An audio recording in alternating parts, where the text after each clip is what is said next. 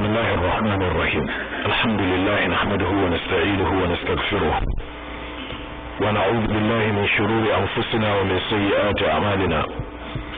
من يهده الله فلا مضل له ومن يضلل فلا هادي له وأشهد أن لا إله إلا الله وحده لا شريك له وأشهد أن محمدا عبده ورسوله وبعد أما بعد فإن أصدق الحديث كتاب الله وأحسن الهدي هدي محمد وشر الأمور محدثاتها فإن كل محدثة بدعة وكل بدعة ضلالة وكل ضلالة في النار.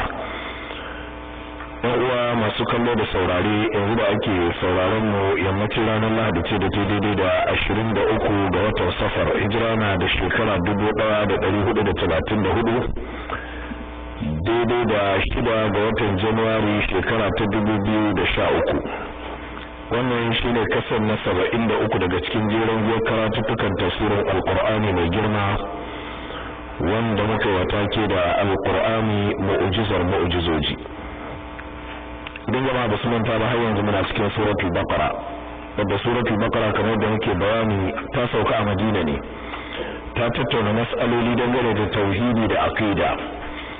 ta tattauna bayanai dangane da yadda zamantakewar mutanen Madina take tsakanin mutanen da suke zallan mu'minai da zunzurutun kafirai da kuma ahlul kitabi waɗanda aka taɓa saukarwa da littattafan Taura da Injila, sannan sai kuma munafikai waɗanda suna cikin gidan addinin musulunci kullum suna ƙoƙarin kawo cikas. daga cikin ayoyin da muka karanta akwai ayar da muka ainihin wato karatu akan ta jiya wadda take tabbatar da al'umma annabi Muhammad sallallahu alaihi wa sallama al'umma ce adilar al'umma madaukakiya, don haka Allah madaukakin sarki ya mai da su masu shaida akan al'umma duniya da lahira. a inda Allah yake cewa kazalika ja'alnakum ummatan wasata litakunu shuhada'a 'ala an-nas wa yakuna ar-rasulu 'alaykum shahida.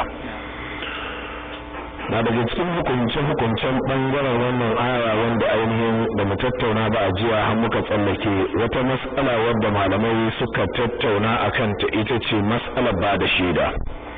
da kuma mas'ala dangane da ingancin ijma'i. al-Imam al-Qurtubi ya wasu maganganu guda biyu akan waɗannan mas'alolin, su ne nake son dan yi wawaye a dan tafiya wajen tuntuɓo mana su a takaice. ce qala ulama malaman mu suka ce anba'ana rabbuna tabaraka wa ta'ala fi kitabihi bima an'ama alaina min tafdilihi lana bismil adala. Allah madaukakin sarki ya bamu labari a cikin littafin shi irin ni'imomin da ya mana na cewa ya fifita mu wannan al'umma ta annabi Muhammad sallallahu alaihi wa sallama da fifikon da ya mana na ainihin wato adalci, wato muna da adalci wa tawliyati khatir ash-shahada ala jami'i khalqihi, da kuma Allah madaukakin sarki ya lazimta mana daukan nauyin aikin ba da shaida wanda yake aiki ne mai hadari, kuma zamu ba da shaidar nan ga dukkanin halittu kuma Allah ya karba. faja'alana awwalan makanan wa in kunna akhir zamanan. Allah madaukakin sarki sai ya mai da mu awwala makanan, wato ya mai da mu awwalan makanan wa in kunna akhiran zamanan, tare da cewa a wajen halartowa duniya mu al'umma annabi mu ne na ƙarshe, amma kuma sai Allah madaukakin sarki sai ya sa mu a sahun gaba. kama qala alaihi salamu, kamar da annabi yake cewa nahnu al-akhiruna al-awwaluna, mu ne na ƙarshen zuwa duniya nan, amma kuma a ranar lahira mu ne farkon shiga aljanna. wannan hadisi sahihi ne, al-Imam al-Bukhari da Muslim su fitar da shi daga sahabi Abu Hurairah. malam cewa hada dalilun ala annahu la yashhadu illa al-udul, wannan dalili ne akan cewa babu wanda yake ba da shaida sai adili. to wannan ita ce mas'ala ta farko da nake so mu tsaya mu dube ta. me ake nufi da adili? adili shine duk wani mutumin kirki da al'ummar da yake rayuwa cikin shi suka yarda cewa mutumin kirki ne. wannan shine fassara ta gari dangane da adala. wasu na kuskure suna cewa ba zai yiwu a cewa na adili ba sai in ya zama adalcin shi irin na Abubakar da Siddiq ne. ai jama'a da gurgurdan yadda zamani yake juyawa da gwargwadon yadda al'umma suke kasancewa. Ba zai yiwu a ce a yanzu an samu wani mutum mai daraja irin ta Abubakar ba ko ta wani hali. A ƙarƙashin haka ba zai yiwu a samu wanda yake da adala da nagarta irin ta Abubakar ba. Amma a anguwarku waye kuke gani mutumin kirki? Wane ne ya bayyana muku a ma'aikata ku cewa mutumin kirki? A mu'amala da kake da mutane wane ne in aka tambaye ka zaka ce wani mutumin kirki ne, shine yake ba da shaida ainihin a ansa. Iyakacin magana kenan. Don haka kafa shaida ko ba da shaida tana koma ne zuwa ga ɗabi'un mutanen wuri. Waye kuka ɗauka mutumin kirki, shikenan sai ku ce wani shine adili. Irin wannan mutum ya zo ce ya ga wata za a ansa. Irin waɗannan mutane su ne ake kira wurin shaida ɗaurin aure. Ire-iren waɗannan mutane su ne suke ba da shaida ta zina a karɓa. Ire-iren waɗannan mutane in aka zo ƙulla ciniki ko wata yarjejeniya su ne ainihin ake nema akan waɗanda za su shaida. Na haka wala yanfudu qawlul ghairi ala al-ghairi illa an yakuna adlan. Ba zai yi a karɓi maganar wani akan wani ba sai in wani ɗin ya kasance adili ne. Wannan ita ce mas'ala ta farko, amma Qurtubi yana cewa wa sayati bayanul adala wa hukmuha fi akhir sura insha Allah ta'ala. Idan Allah ya kai mu ƙarshen suratul Baqara za a tattauna gamsasshen bayani mai tsawo da wadatarwa da hukunce-hukuncen abin da ya shafi shaida. A yanzu mun dan yi tsokaci ne dangane da mas'ala. Mas'ala ta gaba wadda nake so in sake hasaso mana ita a ayoyin da muka karanta a baya, malam yace wa fihi dalilu ala sihhatil ijma'. Wannan karatu, wannan ayoyi da muka karanta waɗanda suke magana akan karban shaida na al'umma annabi Muhammad sallallahu alaihi wasallama baki ɗayan su, dalili ne akan cewa haduwar malamai gaskiya ce, kuma daidai ne in malamai suka haɗu akan mas'ala suka ba da shaida akan haduwarta, lallai dole a karɓi wannan magana. Wa wujubil hukmi bihi, da kuma wajibcin ayi hukunci da wannan haduwa ta malamai. Da annahum, domin su malamai idan kanu udulan, ma'ana idan su al'umma suka zama adilai ne, shaidu ala nasu, su ne za su ba da shaida akan mutane. To fa kullu asrin shahidun ala man ba'dahu. Da haka kowane zamani zai ainihin iya ba da shaida ga zamanin da ya biyo bayan shi. Sai ce fa qawlu sahaba hujjatun ala wa shahidun ala tabi'in. Yanzu idan sahabbai suka yi magana kuma suka haɗu akan wannan magana, to tabi'ai za su ɗauki wannan a matsayin shaida a kuma matsayin hujja. Wa qawlu tabi'ina ala man ba'dahum, haka su ma tabi'ai akan waɗanda suka zo bayan su. Wa idza ju'ilatil ummatu shuhada, idan ya zama Allah ya mai da wannan al'umma ta zama mai bada shaida a nan duniya da kuma lahira, faqad wajaba qabulu qawlihim, to kenan wajibi a karbi maganar da wannan al'umma suka yi. Wala ma'ana li qawli man qala urida bihi jami'ul umma, sai dai wasu malaman sai suka ce to shi ijma'i wanda ake karbe shine sai in dukkan al'umma tun daga na farko har na ƙarshe sun haɗu. Mana yace wannan ai ba zai yiwu ba. Misali, yanzu zaka iya hada al'umma annabi Muhammad sallallahu alaihi wasallama a wannan duniyar a zamani guda su haɗu su tattauna su yarjejeniya akan wata magana? Ba zai yiwu ba, saboda kowane zamani suna karuwa da gurgurdan yadda lokacin su ya wuce. To kenan in aka samu wasu mutane da suka gabata, malaman su suka haɗu suka amintu cewa kaza daidai ne, to idan waɗanda suka zo bayan su suka taho kan wannan mas'ala za su iya ɗaukar waccan yarjejeniya ko waccan yadda da waɗancan al'umma suka yi ta zama hujja ainihin a kansu. Sai ce li annahum hina idhin la yasbutu mujma'un alaihi ila qiyam as-sa'a, don aka ce su al'umma annabi ta haɗu gaba ɗaya akan mas'ala, to ba zai taɓa yiwa ba, domin har duniya ta tashi ba za ka iya haɗa al'umma annabi Muhammad gaba ɗaya tun daga na farko har na ƙarshe ba. Da haka kaga kenan kowane zamani yana ainihin wato iya kulla magana wadda in ya haɗu a kanta, to waɗanda suka zo a bayan su za su iya ɗaukar ta a matsayin hujja. Sai dai masail waɗanda su waɗannan mas'aloli tuni malamai sun haɗu a kansu. Misali, saboda an samu nassoshi na alƙur'ani a kansu ko kuma nassoshi na hadisai a kansu,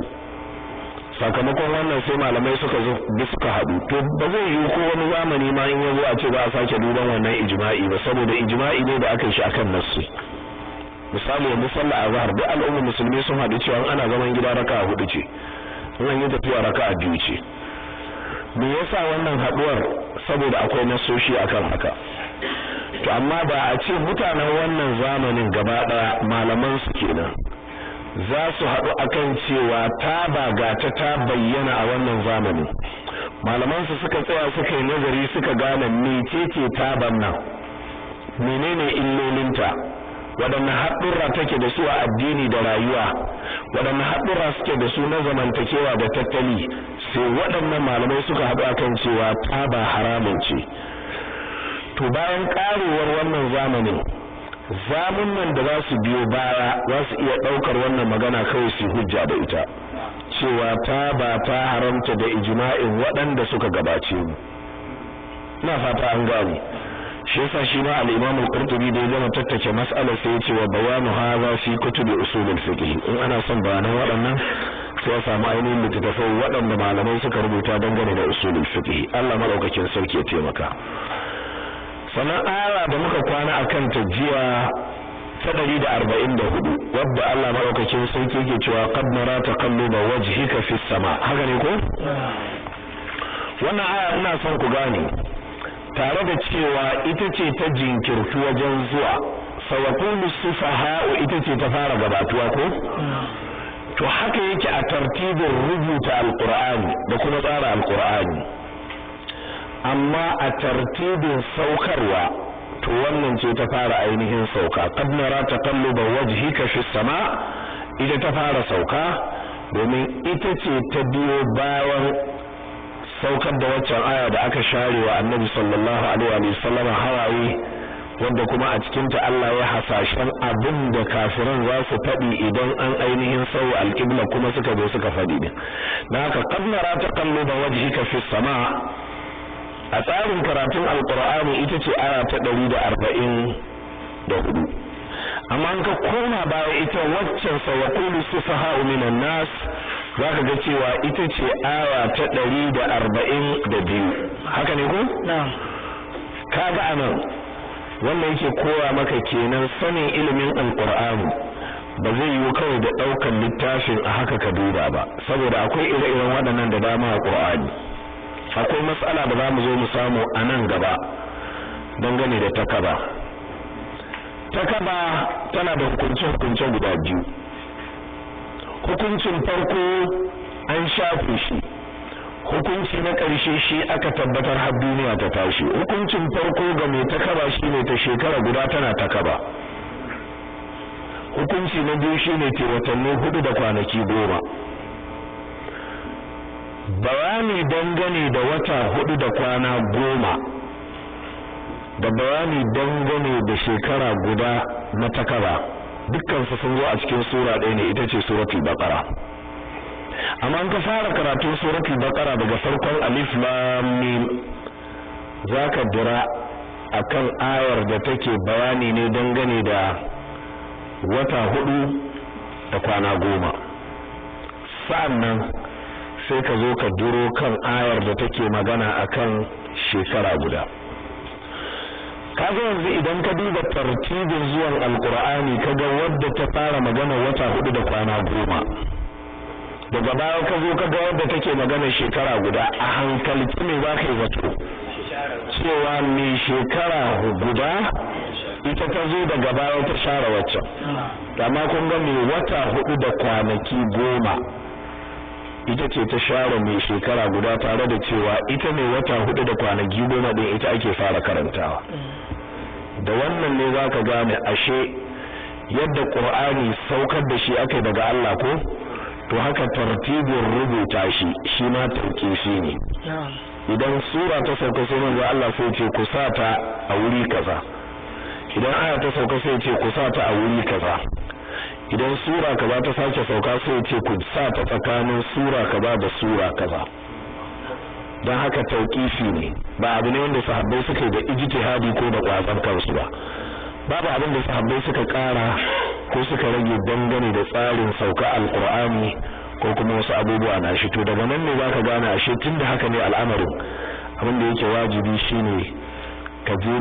masana su koya maka, su ce maka kaza shine kaza, su gabatar maka da dalilai, su gabatar maka da ka'idoji, ka fahimta sai ka rike, shine ka samu ilimi. Allah madaukakin sarki ya taimaka. Waɗannan suna daga cikin mas'aloli waɗanda ainihin Allah madaukakin sarki ya sa mu tattauna su a jiya ba, amma ga su ne insha Allah na yi qara'in su, wato na yi ramuwar bayanin su. Bayan wannan sai ainihin ayoyin da za su biyo baya na ainihin gaba waɗanda ita wannan ainihin wato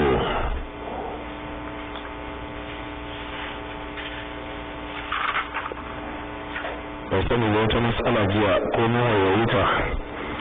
ita ce matsalar da masallaci idan yana sallah mun ji inda ya cancanta ya fuskanta, to amma ina ya kamata idanuwan shi su kalla. Fuskanta daban da kallo. Fuskanta shine ina zaka aje gangar jikinka da fuskar ka su fuskanta, shine alqibla. Amma idanuwanka ina ne zaka sa su, shin zaka miƙe su ne kana kallon gabanka ko ko zaka saukar da su ne? Malamai sun yi sabani dangane da wannan mas'ala. Al-Imam al-Qurtubi ya tattauna wannan da sauran ainihin malamai. Tahqiqi dangane da wannan mas'ala shine wasu malamai kamar su Imam Malik suna cewa ita wannan ayar da muka karanta da Allah yake cewa fa walli wajhaka shatr al-masjid al-haram, suka ka juwa fa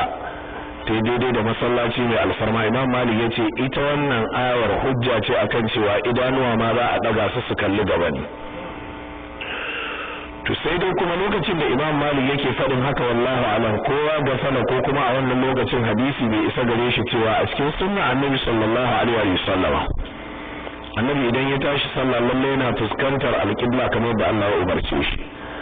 amma idanuwan shi suna fuskantar inda goshin shi zai sauka akai ne lokacin sujuda,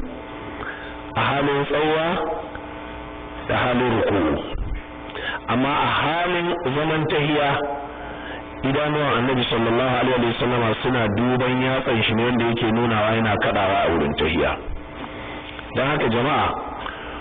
wannan idan har yana karantar da mu wani abu babba na ka'ida shine ashe dai har wa yau Qur'ani ba za mu iya fahimta shi kyakkyawar fahimta daga tsuran larabcin shi ba sai mun nemi taimakon sunna. Domin Imam Malik ya dubi zallar ayar abinda take nunawa sai hukunta. Na'am, shi yasa kaji ne magana cewa mai yiwa hadisin bai isa gare shi ba ko kuma bai san shi ba. Wannan duk kaɗan ne daga cikin ikon Allah, tare da cewa hadisin al-Imam Ahmad da Abu Dawud suka rawaito shi, amma kar ka manta a lokacin da Imam Malik yake da babu wani mutum mai suna Ahmad dan Hanbali ba a ma taɓa yin shi ba. Babu wani mutum mai suna Abu Dawud a duniya ba a ma taɓa yin shi ba a ma kuma san za a yi shi ba. Ma'ana waɗanda suka rawaito wannan hadisin kenan a wannan lokacin hadisin in ma yana rubuce a can wani lungu, in ma yana haddace ne a kwakwalen wasu malamai, wallahu a'lam. Ko kuma hadisin ya isa ga Imam Malik ya san shi, amma wani dalili ya hana Imam Malik ya hujja da shi, ko dai Imam Malik yana ganin ayar ta fifito akan hadisin, ko Imam Malik yana ganin hadisin ya iso mishi ta hanyar da ba zai karba ba. Dalilai ne kwarara waɗanda Ibn Taymiyyah ya rubuta don ya kare waɗannan manyan malamai akan duk lokacin da kai ka samu hadisi a zamanin ka ya inganta, ka yi aiki da hadisin. Kar ka wawayi cewa to ai malam wani bai aiki da hadisin ba, sannan kuma kai da kake aiki da hadisin kakka zargi cewa dan me wani ba zai aiki da hadisin ba. Ya sanya wa littafin Raf'ul Malam anil a'immatil a'lam, dauke zargi daga manyan malamai irin su al-Imam Abu Hanifa da al-Imam Malik da Shafi'i da Ahmad da makamantansu, kasantuwar ba a ga sun yi fatawa da wani hadisi ba baya hana a yi fatawa a yi aiki da shi daga baya. Sannan kasantuwar kuma ba su yi ba baya hana, baya sa kai kuma da za ka yi a yanzu ka zarge su, ba a zargin su, uzurori ake ba su. Shi yasa yana daga cikin aqidar mu ahlus sunna, malaman musulunci daga cikin malaman tafsiri da fiqh da aqida da tafsiri ba a zargin su akan kurakurai da suka yi ana musu addu'a ne ana kuma roƙon Allah ya saka musu da alheri domin kokarin fahimtar da addinin ne ya kai suka gano abubuwa masu yawa daidai kuma abubuwa kaɗan daga ciki suka zama kuskure don wani abin mamaki su waɗannan malamai na fiqh da ake jin su ko malaman hadisi a duk irin yadda kake ganin matsalolin su sun yi matsaloli amma didan su yafi kurakuran su yawa kuma wannan ya biyo bayan sarkin zuciya da Allah ya sa musu da ilimi da kuma zagewa tukuri shi yasa ake ce musu mujtahidai bayan Allah ya azurta su da tsoron Allah da ilimi kuma Allah ya azurta su da kokarin bincike domin gano wa musulmi menene abin da yake daidai wata rana wani ya ziyarci Imam Ahmad bin Hanbali ko Imam Abu Hanifa ɗayan biyun na manta sai yace yana so ga manyan malaman nan in dare yawa waɗanne irin ibadoji suke yi kokarin ya samu duk yadda zai su kwana tare da ɗaya daga cikin waɗannan malamai kuma suka kwana sai ga malamin tun da yana filfili ɗan kaɗan a farkon dare sai zaman shi akan tabarmar shi ko buzun shi har aka kira sallah asuba sai yake mamaki manyan malaman na shi ba kwana suke sallah ba kwana suke karatun alkur'ani ba Imam Ahmad bin Hanbali ne da gari yawa suka yi sallah sai wannan dalibi yace gaskiya shi ya mamaki ai ma dauka ku manyan malamai kwana kuke kuna salloli kuna zikirori kuna ta takarar Qur'ani yace na ka kwana ne a zauna kawai yace kwarai da gaske yace amma a san baka gani a zauna din nan matsaloli ne na addini na rinka hikaita su a cikin kwakwalwata ɗaya bayan ɗaya ina warware su kusan guda 1000 sarki ya tabbata ga Allah saboda haka ashe waɗannan malamai bi haqqin mujtahidai ne don haka zindiki ne kawai yake zargin malaman fiqh ko malaman tafsiri ko malaman hadisi ko kuma malamai da suka yi wa musulunci hidima amma duk wanda ya san ladabi na musulunci to waɗannan malamai na ilmomi Allah ba su yi musulunci laifi ko misƙala zarratin da suka cancanci a zarge su ba don haka tsarki ya tabbata ga Allah a duk cikin ƙungiyoyin musulmi ka ahlus sunna su ne suka ɗauki wannan ka'idar suka saka ta zama ɗaya daga cikin aqidarsu in ka karanta littafi mafi shahara da ke bayyana aqidar ahlus sunna shine littafin aqidatu tahawiyya wallafar al-imam Abu Ja'far al-Tahawi a cikin wannan littafi sai da ya rattaba qarara cewa malaman musulunci daga cikin malaman hadisi da malaman fiqh da tauhidi ba a zarge su ana faɗin alheri game da su ne son su kuma addini ne yi musu addu'a kuma daidai ne wannan ita ce aqidar duk da haka kuma ba zai hana gobe su kuskure a ce wannan abin kuskure bane Allah ya gafarta musu shi ba za ka samu ahlus sunna su suke tsakatsaki tsakanin waɗanda suka zake da waɗanda suka gaza waɗanda suka zake zagin malamai suke waɗannan sun zake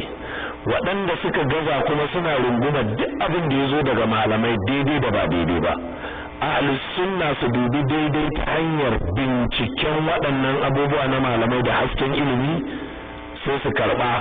su yi malaman addu'a ta Allah ya saka musu da alheri sai kuma su dubi abubuwan da ba daidai ba sai su tura abin su ko malaman sai a yi musu addu'ar Allah ya gafarta musu zunubansu kuma Allah ya ba su laban wannan kwazo da suka yi da gyaran addini Allah madaukakin sarki ya taimaka na'am inda ake ainihin mutum ya sa da shi na'am a ƙarƙashin wannan hadisi na'am a can hadisin da ke cikin sahih bukhari na'am wannan hadisin da ke nuna cewa an nuna ma manzon Allah sallallahu alaihi wasallam lokacin da na'am aljanna na'am dan kunnan mutum na'am ya kafa hujja a wurin na'am kan cewa kenan mai sallah yana kallon gaban shi na'am na ya ƙara kafa wani hujja kuma da cewa sahabbai suna gane manzon Allah sallallahu alaihi wasallam yana karatu ne ainihin sun ga gemun shi na sai ya ƙara kafa hujja da wannan lalle suna kallon gaba ne nan da ka zo bayani sai ka ce za a rasa kallon gaba ne amma idan an zo sujjada a ƙarƙashin wancan hadisin wannan ya rinka duban inda mutum zai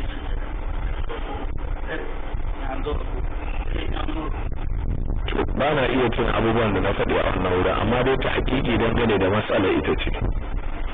hadisi da al-Imam al-Bukhari ya kawo cewa annabi yana sallah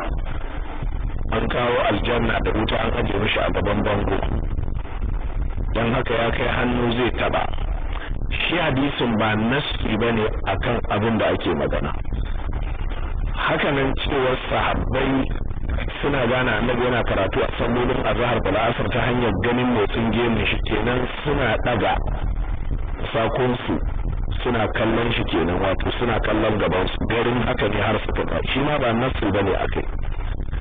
sai dai Imam al-Bukhari anan yayi dabi'a ne irin dabi'ar shi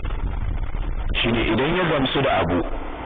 yakan dauko hadisin da yake umumi ne sai ya hujja da shi daga ƙarshe maka ishara zuwa ga sabani da aka yi a mas'alar amma shi hadisin da ke magana akan Annabi sallallahu alaihi wa sallama yana sa ainihin wato idanuwan shi suna kallon inda zai sujuda shi hadisin nassi ne akan ita mas'alar dan haka shi wannan hadisi shine zai zama abin dogaro a ƙarƙashin wannan matsalar domin shi ƙarara ya zo akan matsalar ne waɗannan hadisai ko da waɗannan ayyuka na sahabbai ba lallai su lazumta abin da ake tattaunawa akai ba domin ai mai sallah ko da yake kallon inda zai yi sujuda ba hana shi wani abu ya bujiro ya daga kai kalli gaban shi ba hana shi ba saboda haka wannan ina ganin shine hakiki dangane da mas'alar amma ba zan iya tuna tattaunawa da muka a wancan wurin ba amma dai zuwa yanzu wannan shine hakiki dangane da mas'alar Allah madaukakin sarki ya taimaka na'am idan zai kasance wanda ke kai shi ne ba wanda ya dauke wanda suke ne da misali wanda ke can na'am sai wani goyi kalle shi ne aga idan za su kalle da suke tsura ke ya shi ai Imam al-Bukhari yana kafa hujja da waɗannan nasoshin ne tabbatar da cewa Annabi sallallahu alaihi wa sallam yana karatu a sallah azhar ko ba sai aka ce ga sahabbai suna cewa suna gane abin nan karatun shi ta hanyar motsin gemun shi to ina za su gane idanuwansu suna ƙasa sai ka ga nuna kenan idanuwansu suna kallon gaban su ne kai tsaye to kaga shi ne kai hujjar da baka yanzu a nan sai ka ce to ai kaga an ce haka to wanda ke sahun baya a karkashin fatuwar Imam Bukhari wanda ke sahun baya ma gaban shi zai kalla ko da zai hangi annabin ko da zai hanga ba amma dama makasudi gaban da yake kallo dan su ma asali abin da Bukhari ke so ya ce garin kallon gaban su din ne haka har suka ga motsin gemun asali ba motsin gemun suka sa ido dan su kalla ba Allah madaukakin sarki ya taimaka na'am to bismillah na'am نعم نعم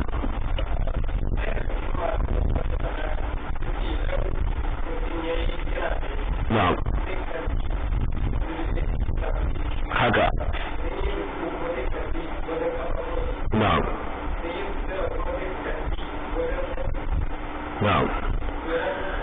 duk waɗannan maganganun ga sunan a gabana duk suna nan cikin tafsirin Ibn Kathir da tafsirin Qurtubi din amma idan ana mas'ala malamai sun yi sabani a yanayi irin wannan tunda ba zama ne na karatun ta haƙiƙin sai an karance komai ba lokacin da na faɗi waccan magana ne ishara zuwa gare ta na nuna cewa ayace suke umumi da ita sai kuma ne muku ishara zuwa ga hadisi shine kawai ana an haƙaƙa matsalar cewa ga abin da ya fi daidai kawai amma ba haka ba duk ga matsalolin su Sauri da Abu Hanifa da Shafi'i da Hassan ibn Hayy sun ce yustahabu an yakuna nazaru ila mawdi'i sujud wa qala Sharik al-Qadi ينظر في القيام إلى موضع السجود وفي الركوع إلى موضع قدميه وفي السجود إلى موضع أنفه وفي القعود إلى هجره باسونه ودو أكني باسونه الله مروكين سنكي في مكة نعم تمالا بسم الله أعوذ بالله السميع العليم من الشيطان الرجيم من همزه ونفخه ونفثه بسم الله الرحمن الرحيم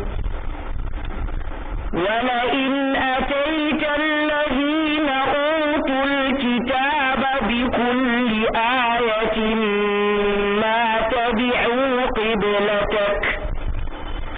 وما أنت بتابع قبلتهم وما بعضهم بتابع قبلة بعض ولئن اتبعت أهواءهم من بعد ما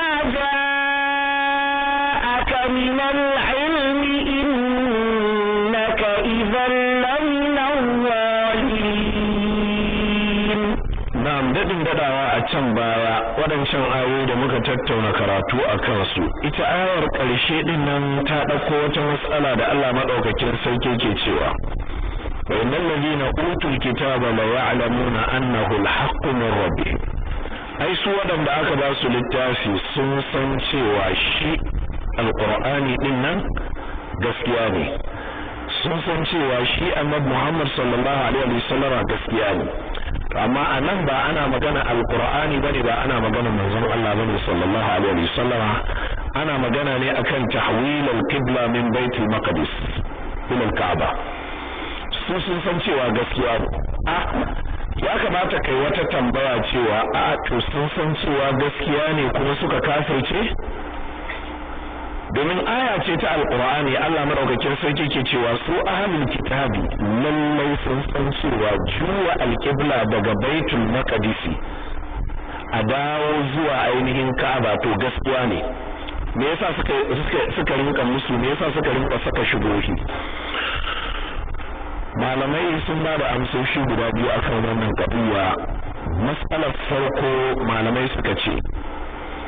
ai tun da har ahlul kitabi a cikin littattafansu sun san cewa annabi Muhammad sallallahu alaihi wasallam gaskiya ne to ko sun san cewa ba zai faɗi komai ba sai gaskiya kuma ba zai umarni da wani abu ba sai gaskiya to kenan lazimin yadda da kaza to duk abin da ya biyo bayan wannan abin dole ka yadda da shi wannan ita ce mas'alar da muka tattauna a jiya in dai har kai imani da annabi Muhammad sallallahu alaihi wa sallama to dole ne abin da yazo da shi ka yarda da shi to tunda har ahlul kitabi sun karanta a littafin su cewa annabi Muhammad gaskiya ne to ashe sun san wannan mas'alar ma gaskiya ce to sai dai wanda zai jayayya da wannan amsar in ya so ya ja zai iya cewa to ai sun karanta kan cewa gaskiya ne amma sun yarda da shi ba su yarda da shi ba to rashin yarda da shi ita ta biyo bayan rashin yarda da duk abin da ya zo da shi kaga to ka gurguza wannan amsar da aka bayar sai a tafi ga amsa ta biyu kuma masana suka ce ai ahlul kitabi sun sani ko a cikin addinin su wata dokar takan zo wata ta shafi ta to ko in sun san haka addinin su wanda babu shakka akai kuma babu tantama akai idan haka ta faru a cikin Qur'ani menene za su yi musu don haka musu da ba su dangane da cewa don me yana fuskantar Baitul Maqdis wata 16 zuwa 17 rana tsaka katsam ya juwa ya dawo yana fuskantar Kaaba sai aka ce musu ai an shafe waccan dokan ne to anan ba su isa su keme ma cewa littafin Allah ne ya zo da wata doka ya shafa wata doka ba haka gaskiya wannan amsar ta fi inganci daga cikin amsoshi guda biyu dan haka daidai lokacin da Allah madaukakin sarki ke cewa wa innal ladina utul kitaba la ya'lamuna annahu al-haqqu min rabbihim su kiristoci da yahudawa sun san cewa juwa al-qibla daga baitul maqdis zuwa Kaaba gaskiya ce daga ubangijinsu in suna shakka ne dangane da nas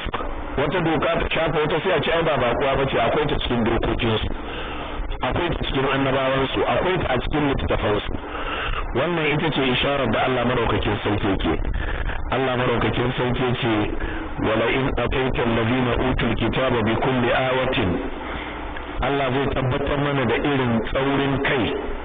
da tsaurin ido da taurin kai da neman jayayya da rashin sallamawa gaskiya na ahlul kitabi. Allah yace kaga su ahlul kitabi din nan sune yahudu da nasara, da a ce zaka zo musu bi kulli ayatin da dukkan wata aya. anan gaskiyar lamari aya ba aya ta Qur'ani ake nufi ba, wato duk wata alama da za ta tabbatar da gaskiyar maganar da ka faɗi cewa ba son zuciyarka bane, doka ce ta Allah ta ce ka daina kallon Baitul Maqdis ka dawo kana fuskanta Kaaba.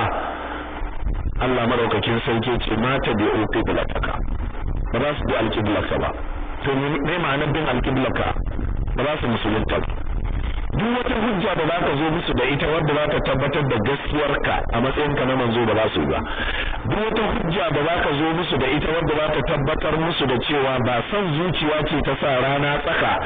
ba kiyayya bace, ba siyasa bace, ba nema kake ka ba su haushi ba, shi yasa ka juwa ka daina fuskanta alqiblarsu. Wannan ba zai sa su su laushi su dawo su bi alqiblarka ba. Sai Allah madaukakin sarki ya ce wa Annabi to kuma anta bitabi'in qiblatahu, kai ma kuma ba za ka bi tasu alqibla ba, su ma ba su bi alqiblaka ba, kai ma ba za ka bi tasu alqibla ba. Wannan yake nuna jama'a, idan ahlul kitabi daga cikin yahudu da nasara za su taurare akan bin wata aqida ta su ko wani addini nasu wanda Allah madaukakin sarki ya nuna mana cewa son zuciya ne, dan menene musulmi zai dawo ya bar abin da yake tabbas ne ya bi nasu? Menene zai sa haka? Babu abin da zai sa haka sai jahilci da rashin sanin addini, kamar yadda da dama yau musulmi suka samu kansu akai. A yau za a kawo al'amari wanda yake kiristoci za su tashi su wa abin tawaye, sai ba za su bi ba, kamar shari'a su yi tawaye su ce ba su yadda ba. A daidai lokacin da ku kuma musulmi sai ku dawo sai ku ce to shikenan ku saboda masu son zaman lafiya ne wai bari a buta su. Rana tsaka aka fara maganar shari'a a ƙasar nan. Maganar shari'a nan maganar shari'a ce ta siyasa ko ma ta mecece? Shari'a dai aka ce shari'ar Allah ta Alƙur'ani. Amma sai da aka samu kafirin lauya daga cikin 'yan majalisun dokoki na jihar Akwa Ibom ya shigar da gwamnan da ya fara kafa wannan shari'ar ƙara a kotun jihar shi, ya ce saboda ya ɓata mai tarihi, wai a tarihin rayuwar shi a matsayin shi na ɗan Najeriya wani ya taɓa ƙaddamar da shari'a, ya ɓata mai tarihi. Amma duk da haka aka dawo duk aka yi watsi da waɗannan ayyuka da shari'a ba don komi ba, saboda duk hujjar da za a kawo an kawo sun ce ba za su bi ba. To shikenan sai aka waye gari sai aka ce to shikenan kowa ma ya haƙura. Ina tabbatar muku da cewa yadda aka hura wutar bin shari'ar da kafa shari'o'in a wannan lokaci, da an riƙe wutar a haka ko ba yanzu ƙasar ba a yadda take ba. Amma da musulmi suka lalace suka dawo suka bi alƙiblar yahudu da nasara akan cewa to shikenan shari'a an daina magana ta kuma ba za a yi ba, to shikenan shi yasa kaji an dawo an zauna lib. Amma wannan zaman lib bai sa fa su rabu da ku a cikin addinin ba. Har yau suka suke, har yau fada suke da addinin naku, har yau shegantaka suke wa addini. Ba haka musulmi idan ka gaya wa kafiri dalili ya ƙi ji, ba za ka yi watsi da dalilin kuma kai ka dawo ka bi ba. Shi yasa Allah yake cewa Annabi sallallahu alaihi wa alihi sallam, wa ma anta bitabi'in qiblatahum, kai ma kuma da za ka bi tasu alqiblar ba, kowa ya tsaya akan tashi ainihin alqiblar. Dan haka Allah ya fito karare bayyana wa ma ba'dhum bitabi'i qiblata ba'd, haka kuma sashin su ba za su bi alqiblar sashi ba, junan su isu Kirista ba zai bi alƙiblar ba Yahudi ba Yahudi ba zai bi alƙiblar Kirista ba. Haka kuma har wayo daɗin daɗawa a iso ɗin, wani ba zai shiga cocin wani domin ya ji wa'azi ba, haka shi ma wancan ba zai sassauta ya shiga cocin wancan domin ya ji wa'azi ba. Me zai sa kai ka tafi cocin su domin ka ce ka je ka ainihin karu, ka je ka ji ibada, ka je ka yi sabis? Idan idan jama'a sun fahimci waɗannan surori waɗanda suka sauka a Madina sun zo ne domin dama mu'alajar contemporary rayuwa irin wannan da yau ɗan Najeriya suka samu kansu a ita shine Madina a wancan lokacin ta yi kama da Najeriya a irin wannan lokacin kaga dai Najeriya akwai Yahudawa akwai Kiristoci akwai Maguzawa akwai Musulmi akwai munafikai akwai zindiƙai haka dukkan waɗannan mutane sun tattaru a Madina ashe waɗannan irin ayoyi suna dacewa da irin yadda rayuwar mu take kasantuwar Annabi sallallahu alaihi wa sallama yana zaune a Madina tare da Kiristoci da Yahudawa bai sa ya karkata zuwa ga al'adunsu ba ko kaɗan bai bi irin addininsu ba ko miskala zarratin haka kai ma ɗan Najeriya bai halatta maka saboda ka samu kanka a tsakiyar garin zangon kata ko a tsakiyar garin kwai ko kafancan kana tsakiyar bakaken arna irin arnan jihar Kaduna wannan yasa kai sassauci lokacin Kirsimeti ka shiga cikin rugunsumin Kirsimeti bai halatta ba bai halatta dan ka samu kanka a tsakiyar anguwar da take zallanta arna ne ka daina shiga irin ta musulmi ka rinka bi kana sassaba gemu domin ka saje da su ba bai halatta ba Annabi sallallahu alaihi wa sallama zaman shi a Makka tsakiyar bakaken arna mashaya giya da burkutu bai sa ya sassauta bi ra'ayinsu da ko miskala zarati dawowar shi Madina bai bi ra'ayin Kiristoci da Yahudawa a wajen sutura ko kuma a wajen ɗabi'a ba hasali kyamatar da sahabbai ya rinka yi Imam Muslim ya rawaito hadisi Amr bin al-As Annabi sallallahu alaihi wa alihi sallama ya ganshi da kaya irin na kafirai manzon Allah sallallahu alaihi wa sallama yake ce mishi uwarka ta baka wannan sai ce tafi ka je ka kona su manzo Allah ya fito ya ga wasu dattawa sun baggen mansu sun yi fari kar manzo Allah ya ce ku rinka ainihin rida jeman ku rinka ainihin saba wa Yahudawa manzon Allah sallallahu alaihi wa sallama ya ce ku rinka yin sallah da takalman ku rinka saba wa Yahudawa manzon Allah sallallahu alaihi wa sallama ya ce kar ku rinka barin shara tana kwana a gidanku domin Yahudawa suke tara shara ta kwana a gidansu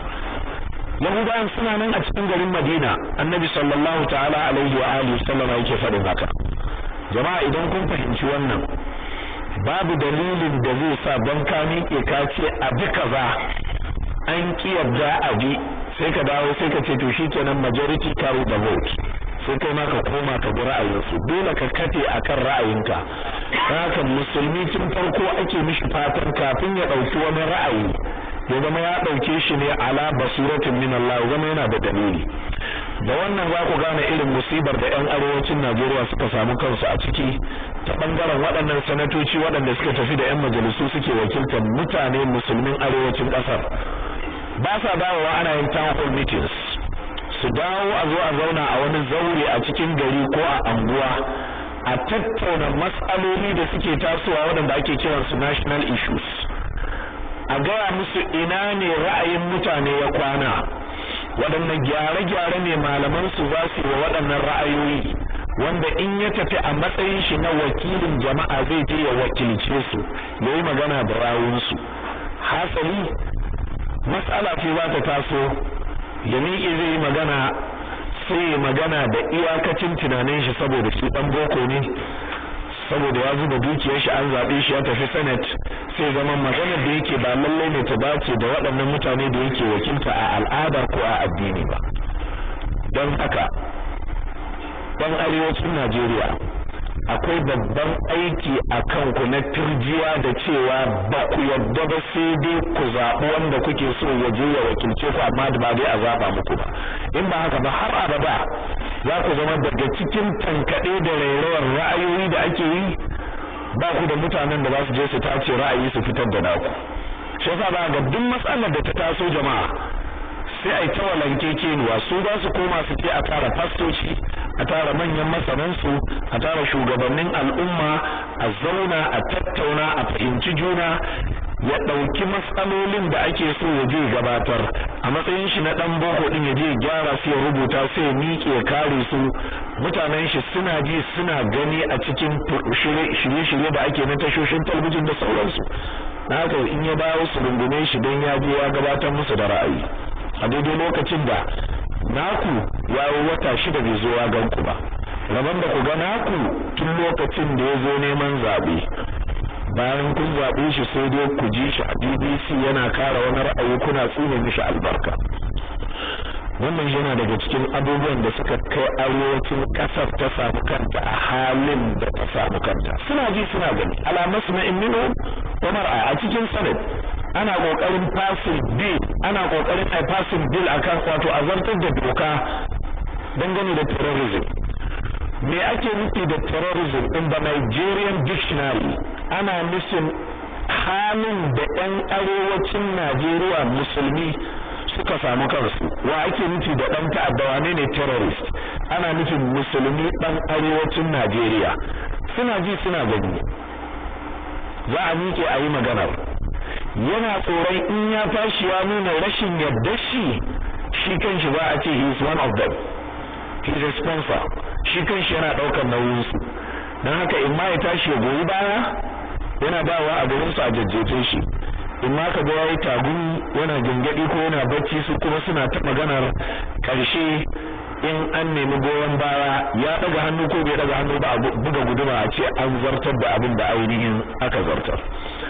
Saboda haka ɗan arewa suna buƙatar su samu gogaggun mutane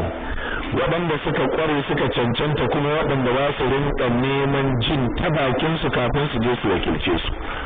Amma ku kiyaye jama'a, ayan nan tana gargadi da Annabi sallallahu alaihi wa sallama, gargadin da Bahaushe yake kira a tauna tsakuwa dan aya ta ji tsoro. Allah madaukakin sarki ya sarkake Annabi daga biyayya ga duk wani kafiri ba Yahude ko Nasara, amma Allah yana cewa Annabi wa ma anta bitabi'in qiblatahu, kai ma fa ba za ka bi ainihin alqiblasu ba, ma'ana karkadi. To amma wannan gargadin da mu ake. Allah ba mu labari cewa ma ba'duhum bitabi'i qiblata ba'd, haka su ma sashin su ba za su amintu su bi ainihin alqiblar juna ba. Allah ya sake cike wannan gargadi da jan kunne mai kaushi ga Annabi sallallahu alaihi wa sallam. Amma wallahi Allah ya tsarkake Annabi da bai saba ma Allah, balle Allah ya kausasa harshe akan shi. Da mu ake. Allah ya ce wala in ittaba'ta ahwa'u, wallahi in ka sake ka bi son zuciyarsu min ba'di ma ja'aka min al-ilm, bayan ilimi da hujjoji da dalilai da yazo maka, innaka idhan la min adh-dhalimin, lallai ka waye gari ka zama daga cikin azzalimai waɗanda suka yi asara. Da su da addinin su, da su da ilimin su, da su da wayewar kansu, gaba ɗaya Allah madaukakin sarki ya tattara ya kira su a hawa. Don haka ba addini suke ba, amma hawa son zuciya suke bi. Domin Allah ya ce inna ad-dina 'inda Allahi al-Islam, addini kada a wurin Allah shine Islam, shine musulunci. Sallama wa Allah, yadda da dokar da Allah madaukakin sarki ya aiko annabawa gaba daya. Duk wanda ba shi da irin wannan aqidar a cikin addinin da yake, to ba addini bane, son zuciya ne. Da Yahudu bai yarda da kowane annabi ba sai nashi, shine Musa.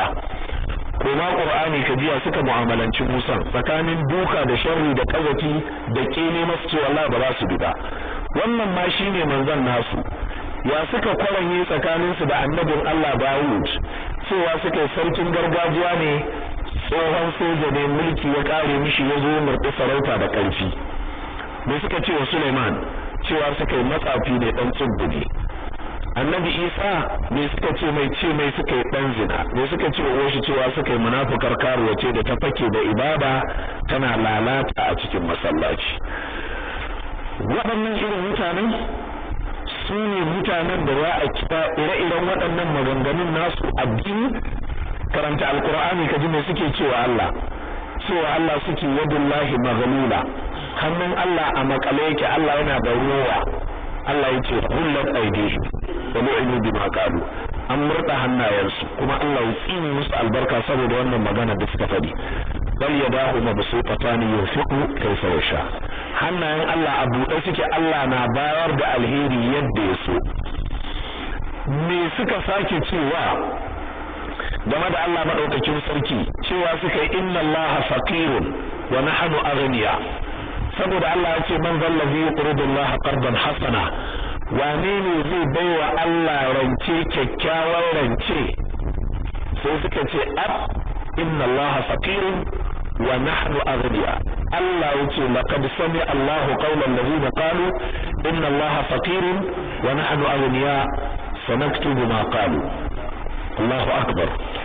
Allah yace mun ji waɗannan da suke cewa Allah talaka ne su ne wadatattu Allah yace za mu rubuta duk abin da suka faɗi sannan sai Allah ya ɗauko wata ɗanya wadda ta tafke musu a da ta suke an yafe musu sai Allah yace wa qatlihimul anbiya kashe annabawa ma da suka yi ai Allah ba ya ce musu ba zai hada su ya kama su a ƙarƙashin wannan jama'a babu wani addini gaba ɗaya a sama da ƙasa a Najeriya da ko ina a duniya sai musulunci dukkan abin da za a kiraye shi addini kaji daga cikin sharuɗan shi sai ya tabbatar da imani da dukkanin wani wanda Allah ya aiko to a cikin yahudanci babu wannan a cikin addinin Christianity ma baka samu babu wannan amma haƙiƙanin nasara mabiya annabi Isa na gaskiya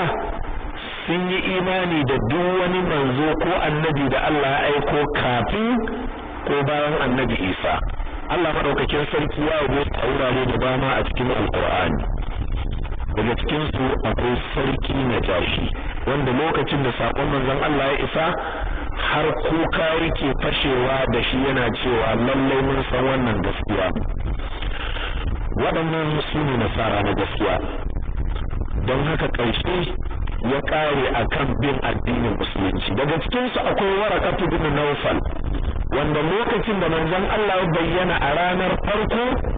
yace ina ma lokacin da zaka bayyana ka fara wa'azi ina da rai in tsaya maka tsayuwa tsayin daka ina ma lokacin da ba a kore ka a garin nan ina da rai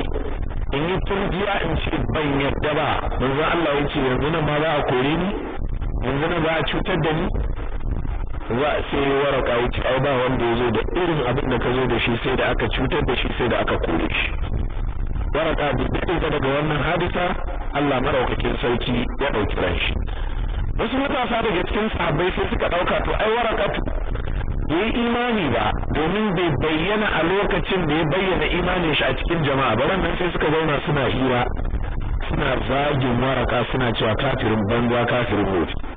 manzon Allah sai ji sai yace la tasubbu Waraqa fa inni ra'aytu lahu baytan fil janna idan zagin Waraka na ga yana da gida aljanna wannan hadisi ne sahihi al-Imam al-Hakim ya rawaito shi a cikin al-Mustadrak jama'a idan kun fahimci wannan duk wanda yake kirista ne na gari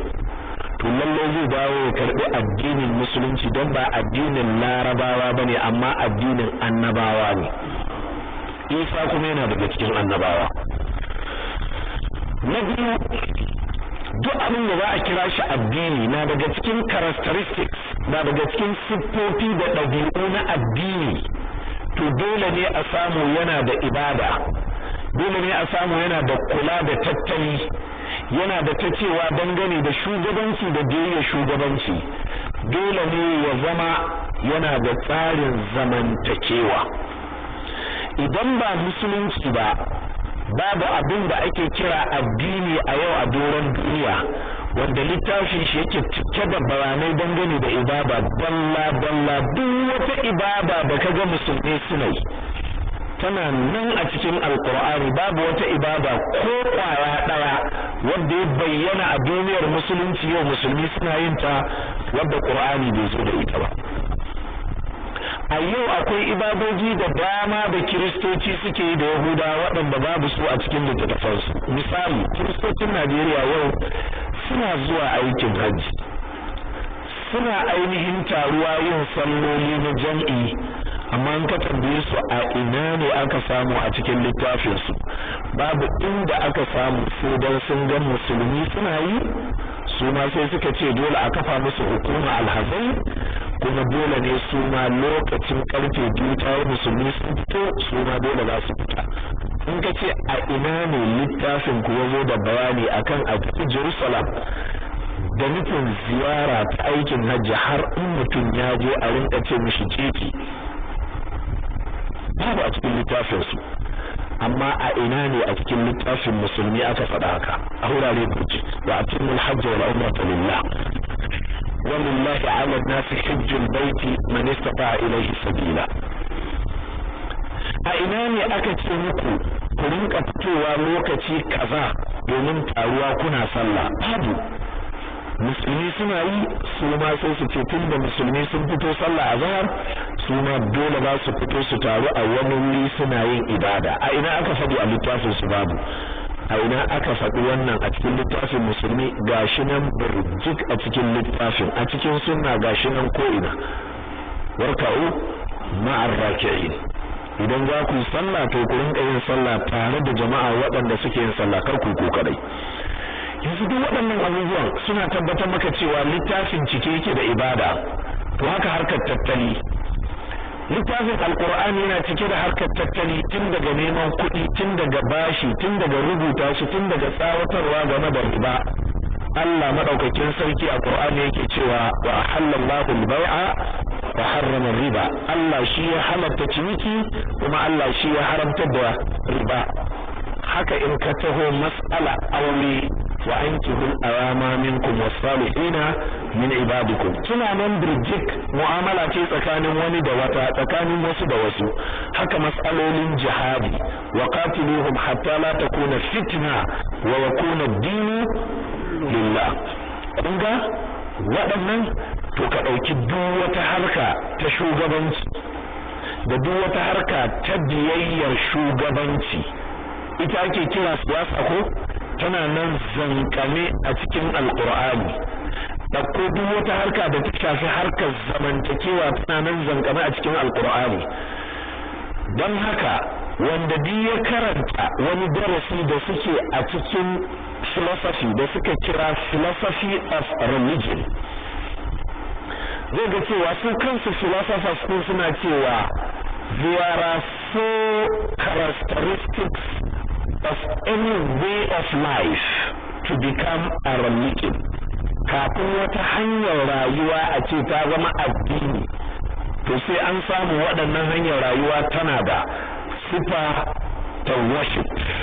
ibada, tana da ainihin economic aspects, harkar tattali, politics, ita ce leadership and followership, sannan kuma akwai harkoki na social, yaya aka ce game da cin abinci, yaya sanya tufafi, yaya gaisuwa, yaya kaza. Baka sauraron filin tambayoyin addinin Kirista ne ka ji duk tambayar da aka yi mishi sai dai ya ce bulus ni ina ganin abin da ya dace ka je ka yi shine ka yi kaza. Sai dai ka ji ya ce a abin da nake gani Kiristi ya kamata ki yi haƙuri wannan abin ki yi shi saboda ya dace da hankali. Me yasa ba zai jawo aya ya ɗaure wannan fatawar ba sannan ya fassara aya?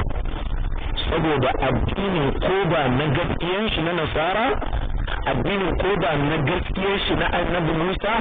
ba ya zo da shi ne don ya zama addini na dindindin har zuwa tashin duniya. Addini ne na a yi shi zuwa wani lokaci a dakatar da shi. Cikakken addini ya zo wanda zai taɓa komai na ɓangaren rayuwa. Da haka jama'a, mu musulmi mu ne muke bin addini, da haka mu ne muke bautar Allah. Kiristoci ba addini suke bi ba. Shi yasa ka ji sunan addinin Christianity wanda ya rutin daga masu bautar cross, wanda suna ne da Yahudawa suke gaya musu a matsayin shigantaka, suna ce musu Christians, ma'ana masu bautar cross, masu bautar gittiyayye, wanda a lokacin da suke gaya musu wannan sunan ba sa karɓe,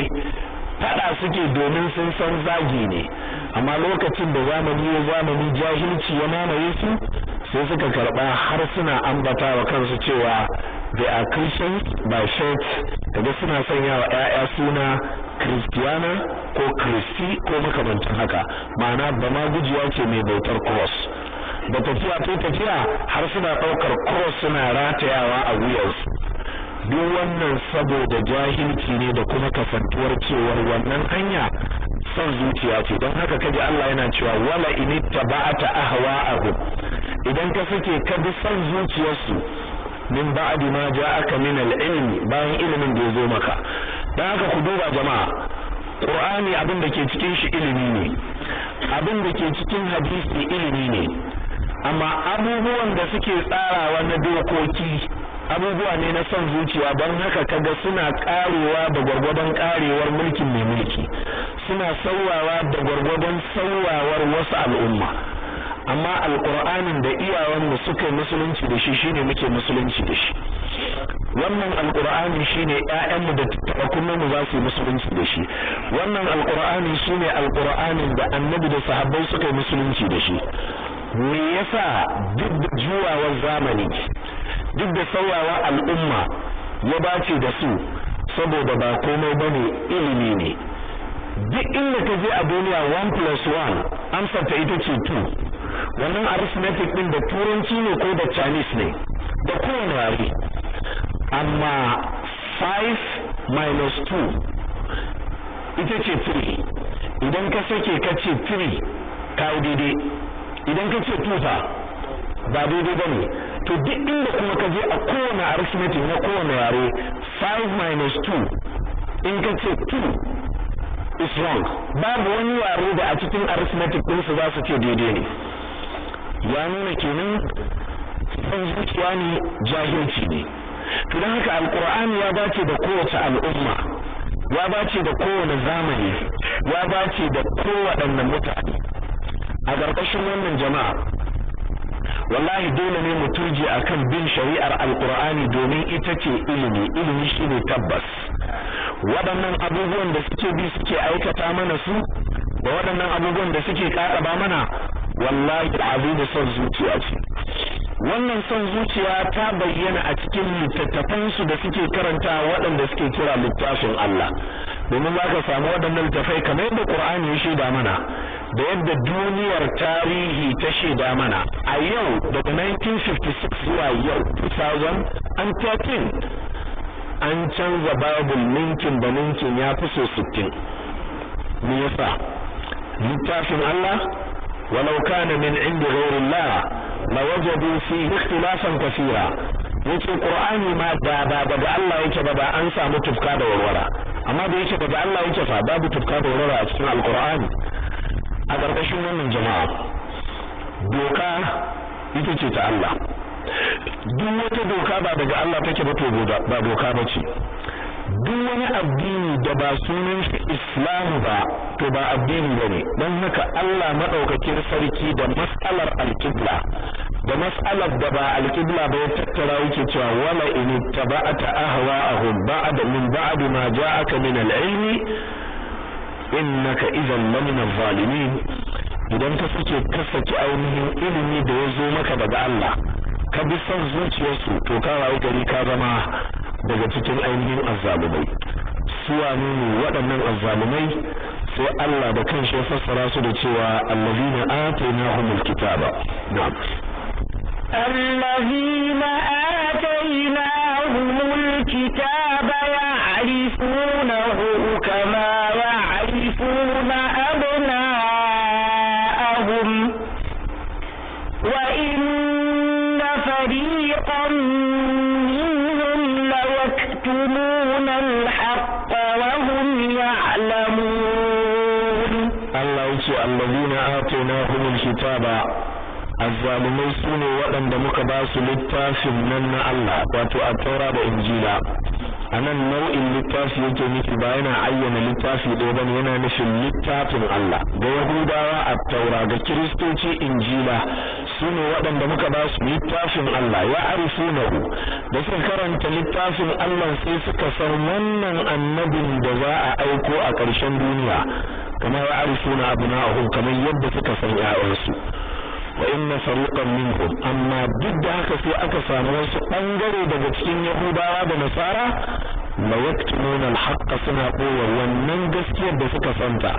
wa hum ya'lamuna ahli sun cewa kowa gaskiya ba daidai bace ga duk wani masani waɗannan su ne al-zalimai na daga cikin sifofin su ne cin amana ta farko ita ce cin amana Allah shine duk malamin da ya san gaskiya ya ɓoye gaskiya to shine azzalimin farko saboda ya fara cin amanar Allah a cikin amanar da Allah madaukakin sarki ya amince ba shi don ya bayyana bayin Allah.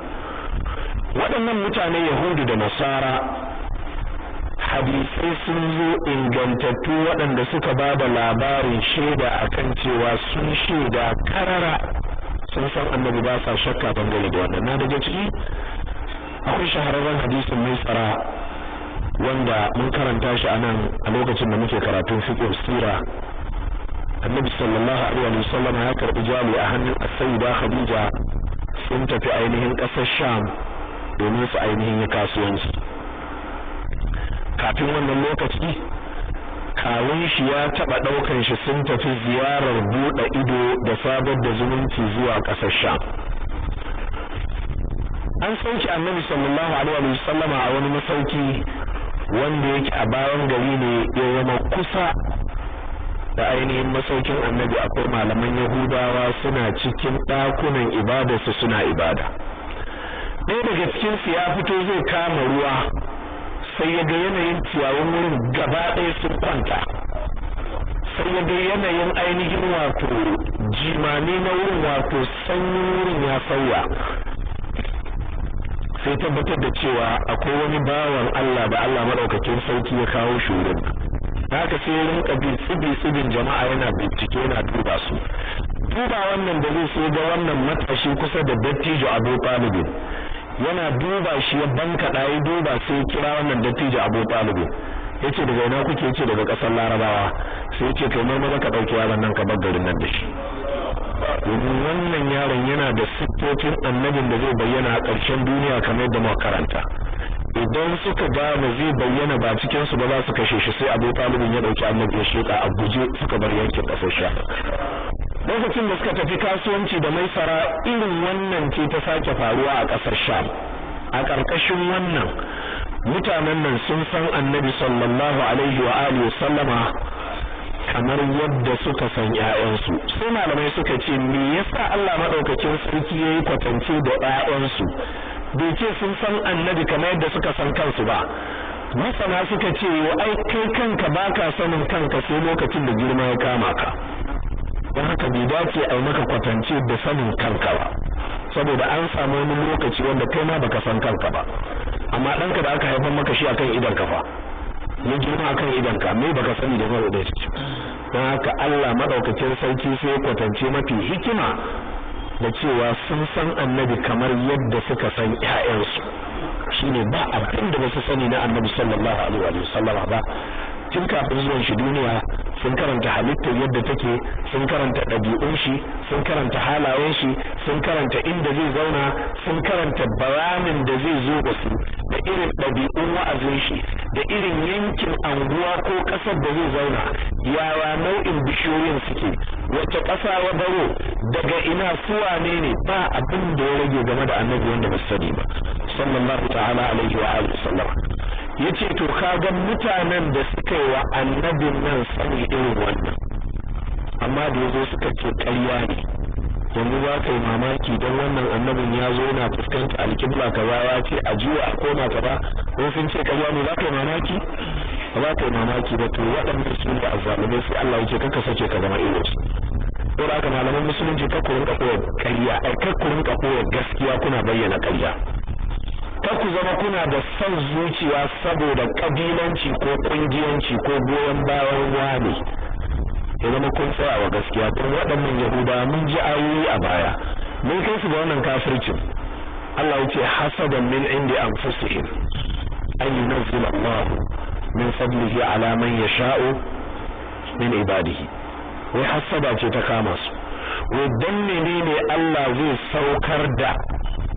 falalar shi ga wanda ya so daga cikin bayin shi? Sai suka ce Allah ya yi magana ya saba, don haka su ma za su saba.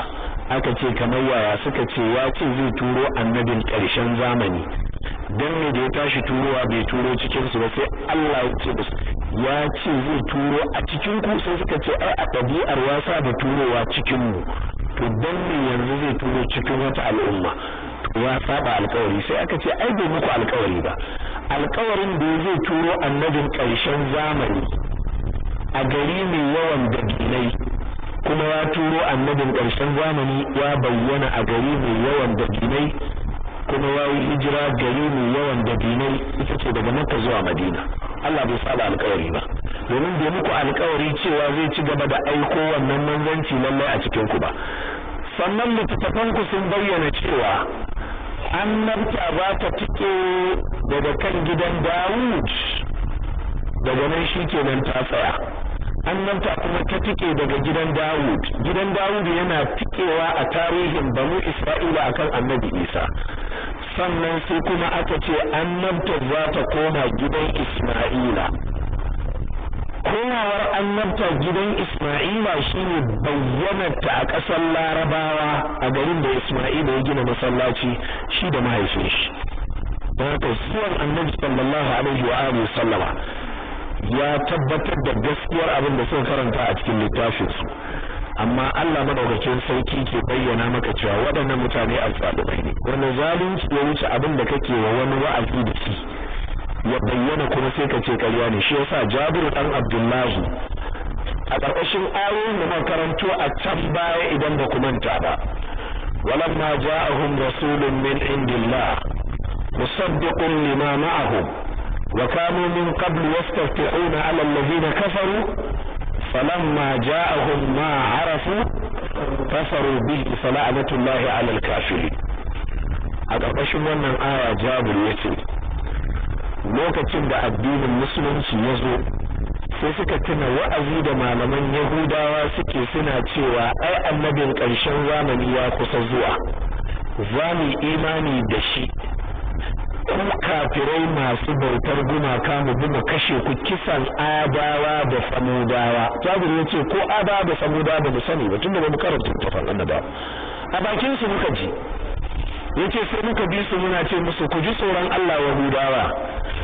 a bakin ku muka fara jin labarin wannan annabin, yanzu me zai sa ya bayyana kuma sai su kafirce. Sai Allah madaukakin sarki ce wannan ma ja'ahum rasulun min indillah, lokacin da wani kasaitaccen manzo zo musu daga wurin Allah. Wa kanu min qabl yastaftihuna 'ala alladhina kafaru, kafin zuwan manzon har daga hannu suke suna cewa ya Allah ka gaggauta annabin ƙarshen zamani ya zo domin mu mara mishi baya min jihadi. Wa kanu min qabl yastaftihuna 'ala alladhina kafaru, har bugun kirji suke wa kafirai. Sai Allah ya ce walamma ja'ahum ma arafu, falamma ja'ahum ma arafu, abinda suka sani din ne ya zo musu ba wani ba, sai suka ainihin kafirce mishi, kafaru bi. Sai Allah ya ce fala'anatullahi 'alal kafirin, Allah ya tsine wa kafirai albarka. Dan haka jama'ar musulmi kun ji wannan ainihin wato aya wadda Allah madaukakin sarki ke fassara mana su wane ne azzalumai waɗanda bai dace ka bi su ba,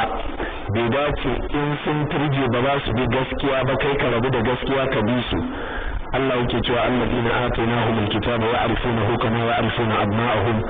sune waɗanda muka ba su littafin Allah suna karanta shi suna sane da siffofin annabi kamar da suka san ƴaƴansu. Wa inna fariqan minhum la yaktumuna al-haqqa wa hum ya'lamuna. Allah yace kai ce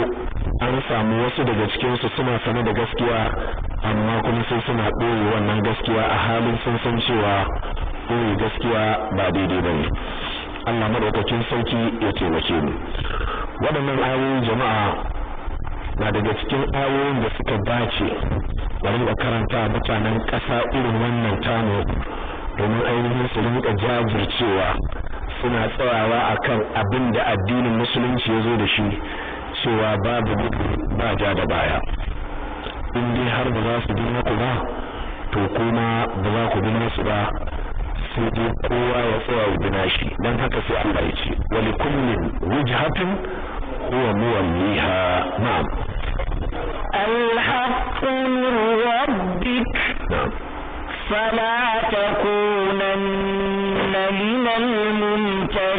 الممترين. Allah madaukakin sarki ce manzon shi alhaqqu min rabbika,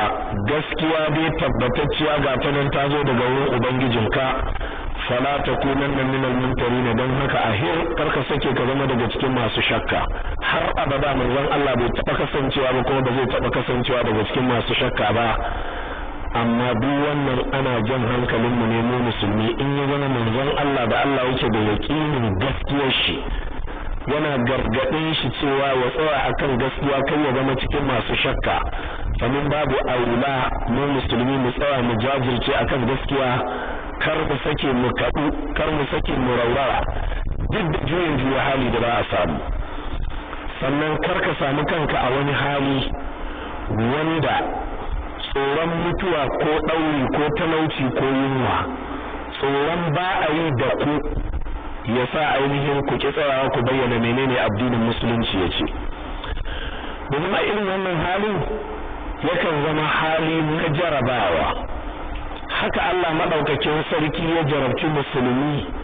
da zama da waɗannan Yahudawa a Madina don ya jarabci imaninsu shi yasa kullum sai Allah yake gargadin su to haka mu ma Allah ya jarabce mu da irin zama a wannan irin halin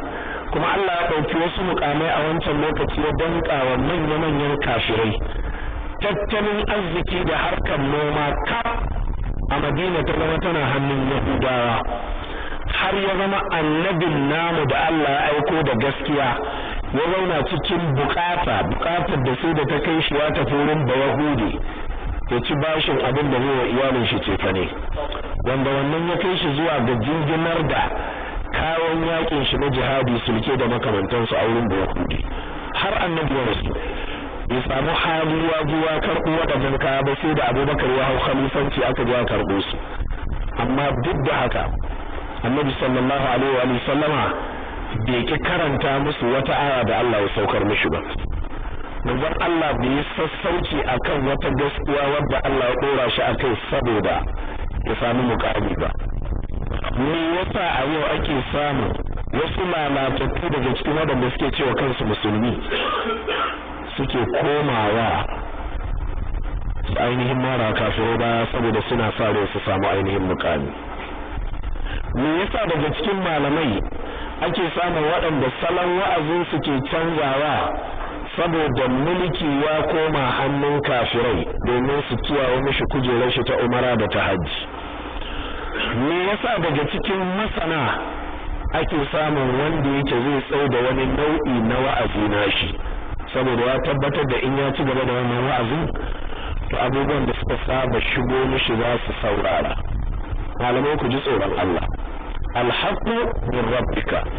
gaskiya daga wurin ubangijinka ta zo maka wannan karama ce a ce Allah ya saukar da gaskiya kai kuma ka fita fala takunanna min al-mumtarin ahir karka sake ka zama daga cikin wadanda suke shakka na'am Allah ya ce wa likulli wijhatin huwa muwalliha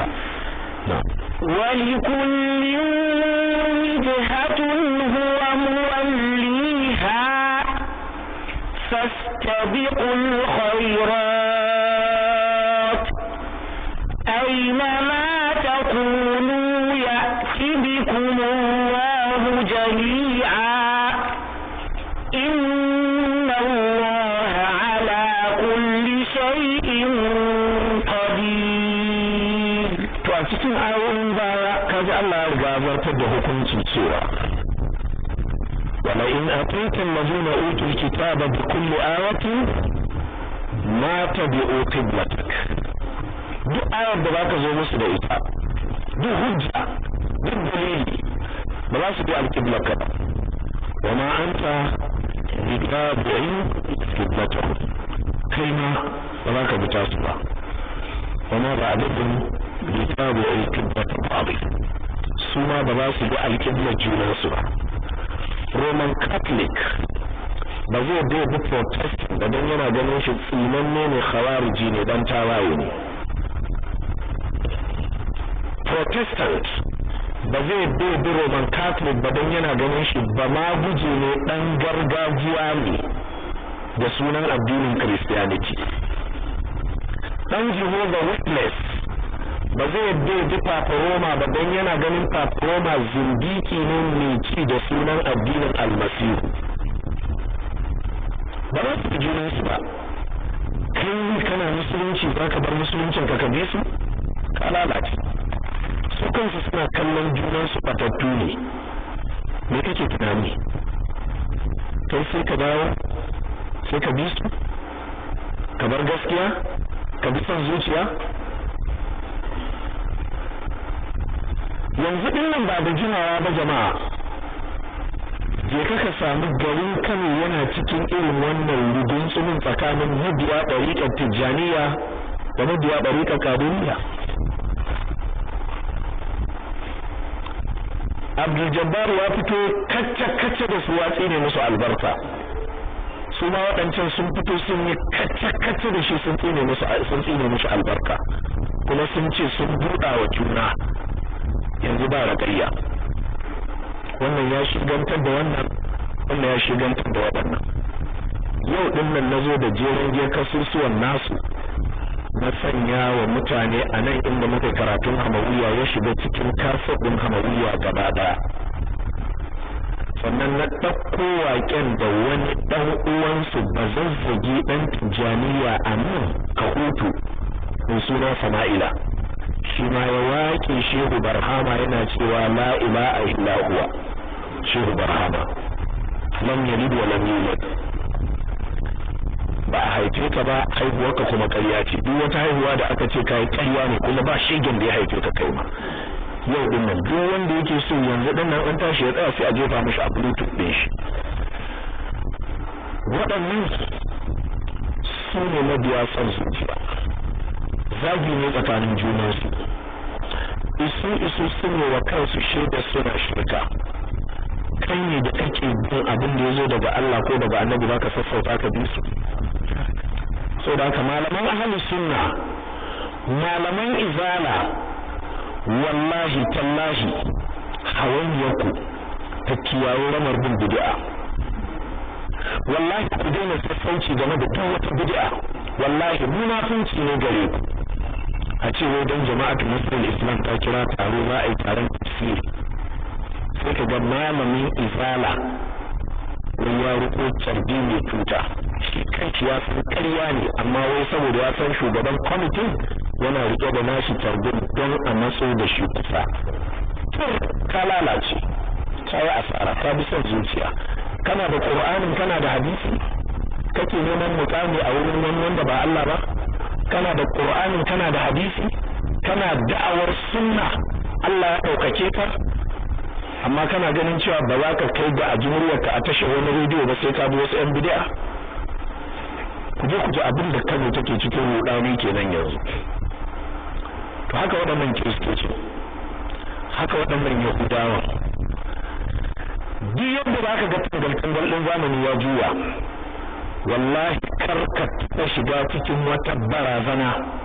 cewa mutanen nan sun yi ƙarfi, mutanen nan kaza suke da shi, mutanen nan sun ce kaza, mutanen nan sun faɗi kaza, mutanen nan ba su yi kaza. Wallahi tallahi karka firgita ko miskala zarrati. وما بعضهم يتابع قبلة بعض. ساشن بذاس بساشن با. وما أنت بتابع قبلتهم. كما كنا بذاك بدا. تتند حكمي ينزع رب غاويكو في الله يتي ولكل وجهة هو موليها. kowa yana da tashi alƙiblar, kuma shi yake jibintar al'amarin alƙiblar shi. Ma'ana alƙibla ta tawo ce, ba ruwana da ta wani, shi ma wancan tashi ce ba ruwan shi da tawa, shi ma wancan tashi ce ba ruwan shi da tamu. To a zauna haka. In ne ba za a bi gaskiya ba, abin da Allah yake nufi a wannan, to kai ma kun ba za ka bi ƙarya ba, kai kaɗai ka tsaya akan gaskiya. Ma'ana tarwatsewa a bayanka, kar ya sake wasa ko misalan zarratin.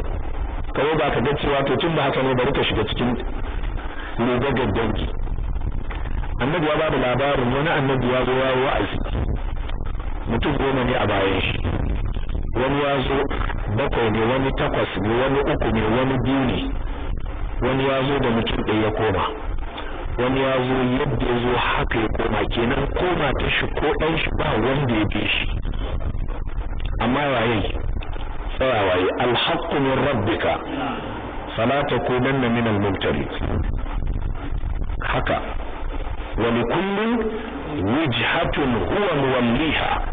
Kowane ɗaya daga cikin waɗannan mutane, musulmi da kirista, ba yahude, kowa yana da alƙibla wadda ita ta sa a gaba. Allah madaukakin sarki ce da musulmi da duk wanda ke fatan alheri fastabiqul khairat, dan haka sai ku lindige wajen ainihin neman alheri. Shine ne ku tsaya akan alƙiblar da annabi Allah ya aiko shi, ku yi rige-rige wajen tsawar da sallah akan lokacinta, ku yi gaggawa wajen fara isar da sallah akan lokacinta. Aina ma takunu, duk inda kuke a duniya, ya'ti bikumullah, Allah zai tara ku a wuri ɗaya, zai muku hisabi a ranar alkiyama. Inna Allah ala kulli shay'in qadir, Allah mai iko ne akan komai. Saboda haka duk wata barazana kar ta sake ta girgiza ka, duk wani lungu da kake kar ka dauka kanka taunarawa ne, kar ka dauka baka da dangi. Aina ma takunu ya'ti bikumullah jami'an, Allah zai tattaro ku gaba daya. Inna Allah ala kulli shay'in qadir, Allah mai iko komai ne. In ya zama a wurin aikin hajji wannan aya tana gaskatuwa, wanda kuɗi mutane suke ɗiba daga aljihunsu da gumin goshinsu da wahalhalu da kyar, amma kaga Allah ya tara su a filin Arafa ga su nan fululu. Ba wanda aka rike bindiga a Jidda aka ce mishi sai wasu farin ihrami. Duk wanda ya zo siyan farin aka ɗauki shuɗi aka bashi ba zai karba ba. Da kuɗin kowa yake sa ya siya sai ka ga wasu sun yi nau'i ɗaya. Wannan sun sa kai kansu kenan da izinin Allah. Balle lokacin da za su waye gari gaba ɗaya suna ƙarƙashin ƙasa. Allah maɗaukakin sarki yake cewa wa idza nufikha fi suri fala ansaba bainahum yawma idhin fala yatasaalun. Ana busa kaho shi kenan. Duk wata dangantaka ta ƙare, binciken gina wani da wani ta ƙare, gaba ɗaya Allah zai tattara mutane. Dan haka aina ma takunu ya'ti bikum Allahu jami'an, duk inda kuke Allah zai tattaro ku gaba ɗaya. Inna Allah ala kulli shay'in qadir, Allah yana da iko akan komai. Insha Allah ta'ala nan ne inda ba mu jabirki mu tsaya, ba don tattaunawa dangane da wannan aya ta ƙare ba, hasali ma ban fara tattauna komai akan ta ba, amma an mana isharar ƙurewar lokaci. Sai zo karatu na gaba insha Allah. Karatu na tafsiri mun yi shi ne a yau Lahadi da jiya Asabar, saboda ainihin yanayin da ba samu damar yin shi a cikin mako ba. Insha Allah karatun tafsiri daga yau ya koma ranakun da aka tsara shi a cikin jadwalin wannan makaranta, duk ranar Alhamis da Juma'a tsakanin magriba da isha. Karatun sahihu Muslim kuma irin wannan lokacin insha Allah. Sai dai gaskiyar lamari akwai ɗan gyara dangane da abin da ya shafi jadwali na karatun littafin fiqh sira, wanda shi yasa gaskiya mun sanar din, amma yau kuma sai mu samu damar yin wannan ainihin wato karatu ba. Daga ranar Asabar mai zuwa har zuwa nan da kamar wata ɗaya ko wata biyu insha Allah karatun fiqh sira ya ƙara gusawa, ya zama ƙarfe 7 na safe. Madadin ƙarfe 6:30 sai ƙarfe 7 na safe daidai ba a fara. Wannan ita ce ainihin sanarwa wanda insha Allah ta'ala za mu ainihin fara aiki da ita a karatu din mai zuwa insha Allah. Wani yana tambaya dangane da maganin gyara ne na tsarin mulkin ƙasa wanda ake shirin cewa wanda yake kaza ya yi text zuwa kaza da sauran abubuwa waɗanda ake yi. Yana da kyau ku yi text din, amma dai inda aka kai ku aka bar ku ko yan arewacin Najeriya shine magana ta da nake. Magana da ita ce suwa ne wakilan ku, suwa ne sanatocin ku. Anan ne dai sanatan mu shine ainihin sanata Ahmad Muhammad Makarfi. Ba mu taɓa ganin shi ya zo wurin mu ba sai lokacin zaɓe, sai ga shi har ƙofar gidana ne da ya zo. Ya shigo kuma muka marhabance shi, muka saurare shi. Yace tsawon lokaci ya fahimci cewa yaran shi da yakan tura domin ainihin wato su wakilce shi a wurin mutane da yawanci sun ci amanar shi,